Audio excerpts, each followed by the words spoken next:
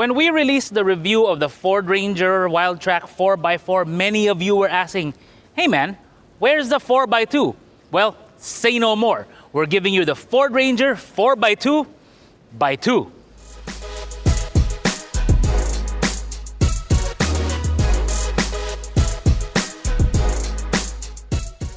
What we have for you today are two versions, both of which are 4x2 in the Ford Ranger lineup. This one is the Wildtrak 4x2. This one is the XLT 4x2. Now, in terms of differences, well, you can actually see it for yourself. This one has a little bit of chrome, well, actually minus chrome compared to this one, because look at this accent on the grille, and same one right here. Very different, but overall the architecture is pretty much the same. You have the C-clamp headlamps, a very nice and robust look, as Eric likes to say. But what's really key here is that they're calling this a new generation Ford Ranger. But in terms of generation, it's still considered to be part of the T6. What they did do was make key improvements to the frame of the vehicle. What's important here is that they enhanced the ride of the both vehicles by working on the suspension. Particularly with the rear, they changed out the position of the shock absorbers to give you a better ride control. But what's really not so noticeable here is how they moved the front axle. And that is to make space in the engine bay for upgrades. You know what? Let's take a look right now. Boom, there you go. Now, if you look at the engine bays of both vehicles, both are powered by 2-liter single-turbo diesel engines, 4 cylinders, and both with 6-speed automatic transmissions driving the rear wheels. But what I really wanted to show you is that when I mentioned that Ford wants to make space for future electrification upgrades, that's actually what I mean. Because when they extended the wheelbase a bit, they created a bit more room for Ford to be able to fit in some kind of hybrid technology for the diesels. Now, they haven't announced what it is yet, not that I know of anyway. If you look at both vehicles, the intakes are actually really high, actually higher than they ever were before. I mean, me standing next to it, yeah, it's gonna be hard for me to do any servicing without some kind of Apple crate or something to stand on, if it can hold my weight. But if you look around, yes, the ground clearance is higher. The dimensions of both 4x2 vehicles are actually the same. So overall, if you go to a water wading course at around 800 millimeters, if you ever have to, which should be right around, I don't know, maybe here, you should be able to do so pretty confidently. From the back, we can see some of the differences that make these Rangers unique. For one, this being the Wildtrak and being the higher variant, you get the bar here, which you can tie down to. It's pretty secure. It's actually metal. It's also got the sports bar over there. The wheels and tires are also different. These are 17s, these are 18s, and this one has drum brakes in the back. This one has disc brakes in the back.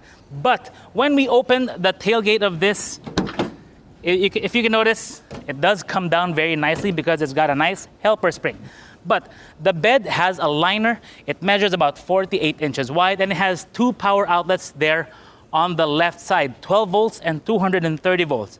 But the one I really want to stress here is the width, which is at 48 inches. You can get a full 4x8 plywood in there, lengthwise with quite a bit hanging out, but you can always tie it down.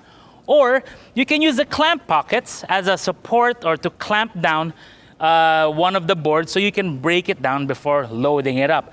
Check out my review of the Ford Ranger Wildtrak on how to use clamps with these clamp pockets. Also, this one comes with the rear access step.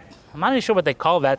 The side step here, same with that one. Actually, I'm glad they retained that for this model. Now, when we open this one, if you notice, it is a bit heavy, so you have to be a bit careful of that. But it also has a liner. It measures the same, so it can handle the 4x8, no problem. And also, the key things here that they kind of lost are the outlets and the bar here. But there are receptacles for you to put on accessories onto the bed rails of your Ranger XLT, which is actually really nice. But oh yeah, it's a nice workout. But overall, whichever you go for, you lose none of the functionality.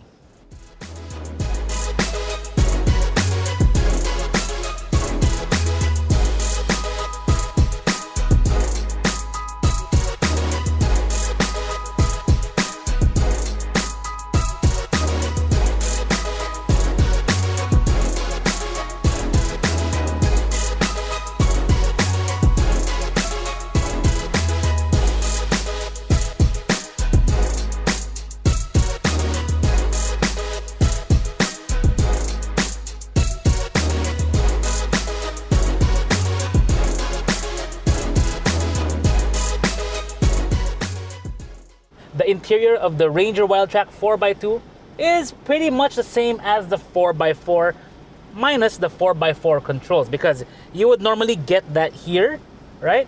But instead of a dial, you get a little cup, which is kind of not really useful for anything but a few coins, but there you go.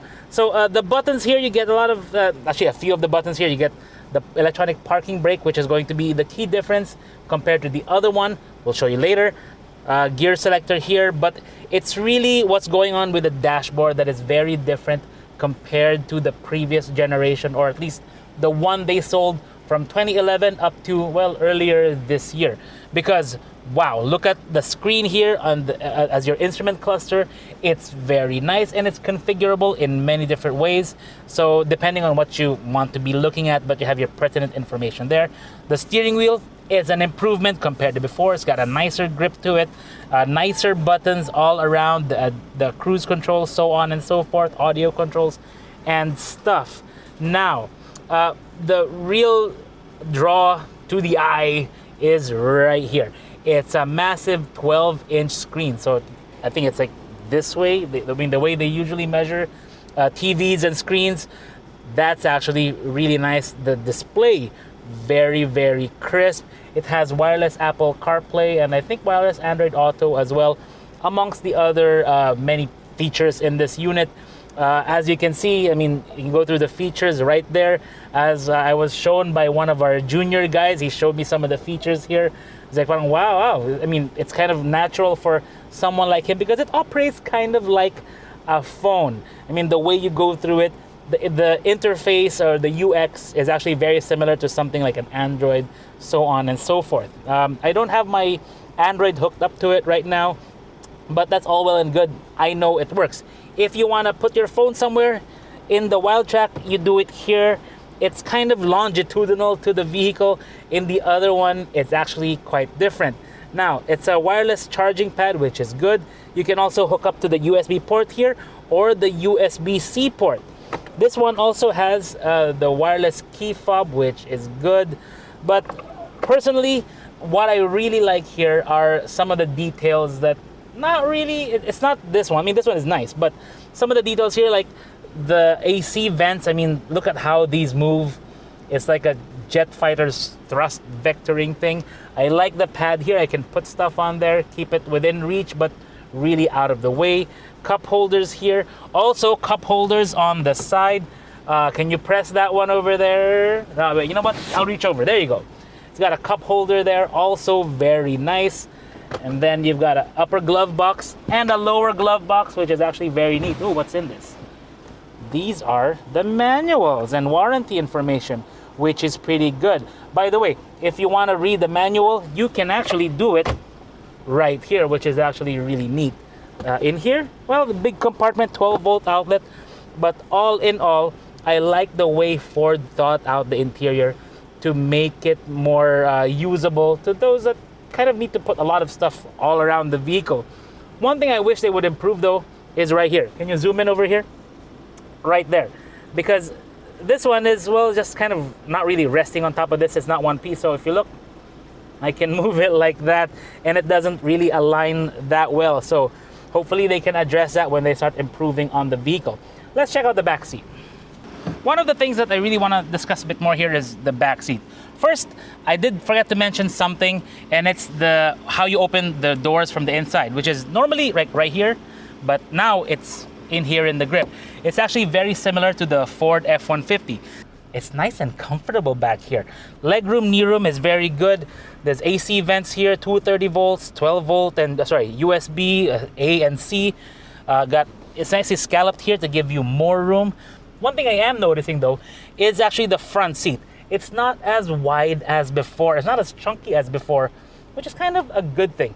But overall, the rear seat does feel very much improved compared to the previous one. I have to admit, the first time I got the keys to this vehicle, I was preparing myself to be underwhelmed, because normally when you step down from like something with the interior of the Wildtrak, the interiors of the mid or low grade models are going to be very underwhelming. But that is not the case with the XLT, because look at it. it seems very much fully loaded. You've got the screen, nice leather steering wheel. You do lose some of the leather upholstery and the orange stitching, which is on the Wildtrak, but all things considered, it's still a very nice looking interior, and I like it that way. Now, once you do start going over some of the details, you do notice a few things. For example, gone are the cup holders that I really like on the left and the right of the dashboard, which is kind of weird because now it's just an empty space which nothing really fits in. I mean, maybe an RFID card, I'm not sure, but you also lose the compartment up here. It's no longer, you can't open it anymore, but you still do have the pad here and the glove compartment down there. Also, what's changed is the main screen. Instead of 12 inches, you've got 10, and I kind of miss those 2 inches. Wait, that sounds weird. But looking around here in the middle, this has also changed. If you notice, instead of the phone being on the wireless pad, which also has a wireless charging pad, you also get the USB port and the USB-C port. But instead of kind of longitudinal like that, it's now like this, which is kind of weird. And right now I'm in a Zoom meeting. I hope they don't see me on Zoom doing a video review. But that's actually changed because this has all changed. If you notice, it actually looks like the center stack or center console of the older generation Ford Ranger, with the the cup right here where the 4x4 would be, the button where it was before, and the regular parking brake. I think that's why they retained this interior, which actually, all well and good, it's very nice, and it's still going to be very easy to clean. One big difference though is the upholstery. It's not leather, but it's got a nice pattern, and also it has this denim two-tone kind of thing going on, which I actually really do like. Overall, I don't feel like they cheaped out on the interior of this one, but I think I'm gonna miss those cup holders. Those were very useful. Here in the back seat, we can see actually a bit of a downgrade, because if you look around, quite a few things changed. For one, the upholstery, I mean, just like the front. Also, you don't get the rear AC vents, you don't get the 230 volt outlet, and you don't get the USB port and the USB-C port, but you do get a 12 volt outlet there, which is all well and good. You can still charge, no problem. It still does have a rear armrest right here, which is kind of tight in there. There you go. Yeah, it's kind of a tight fit onto that latch, but you do have a rear armrest, which is kind of nice. But also, the versatility of this area is actually really nice because you can fold it down, have a nice flat space to load stuff onto. We didn't show you this one with the Wildtrak, but pretty much the same. Now, when you go pull it up, you can also pull this part up, which is nice. And right here, you've got your toolkit and some extra compartments down there. It's kind of strange that there's no cover for these, but still, you do have the extra space if you need it.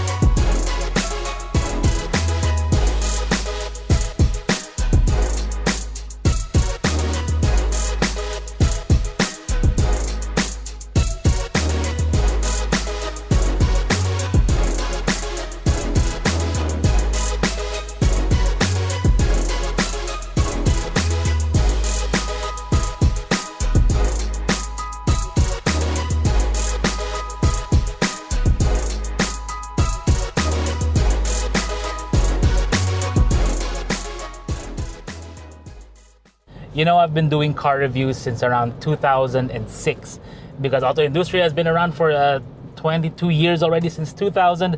I joined them in 2009, but I really started in the industry with C Magazine in 2006.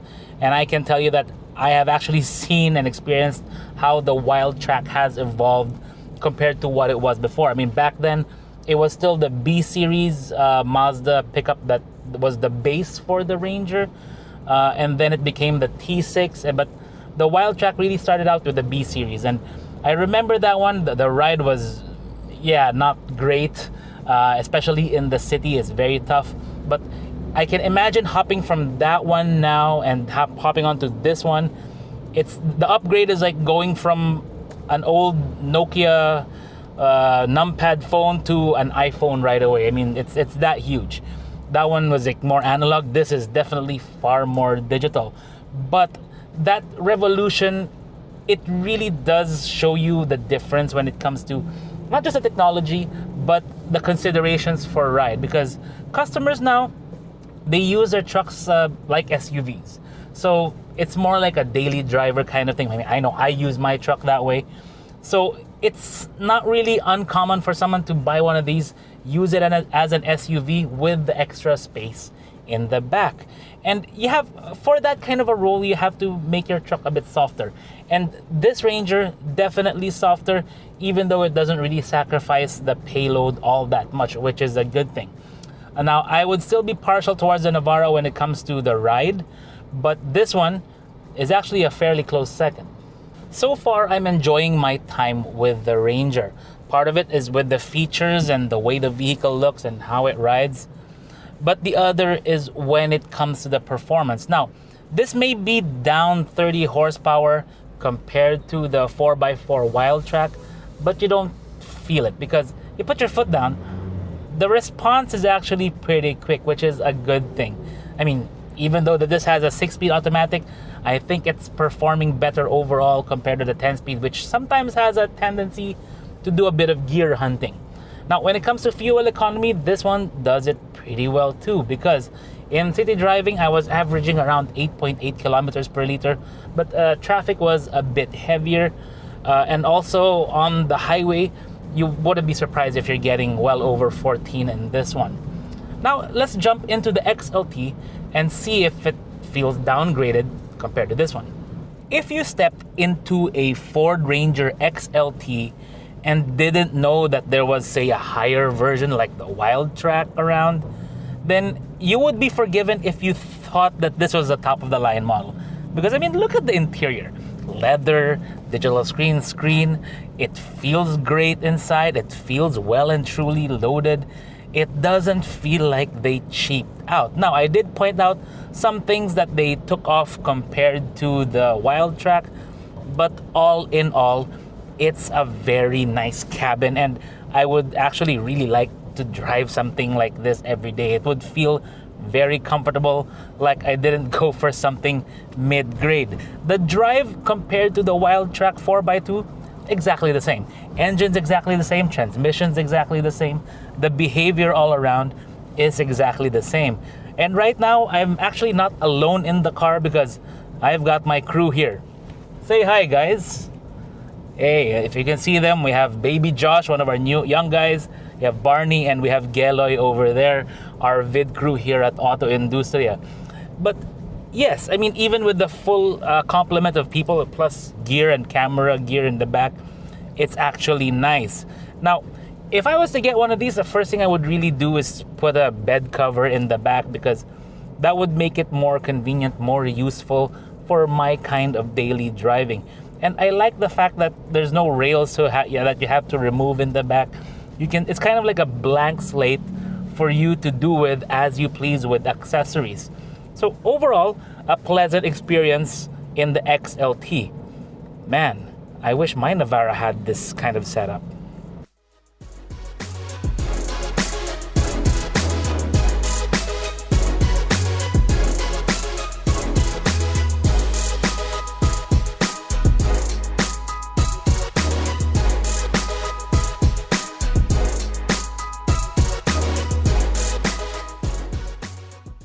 I really like how Ford spec'd the Ranger Wildtrak 4x2 automatic. I mean, if you're just gonna use it every day and not really off-road, this is going to be a great option at $1.569 million. However, if it comes to price, then the one I would really pick out of the Ford Ranger line is this one, because this one retails for $1.374 million. Of course, these prices will change once the exchange rate starts to mess around with our prices.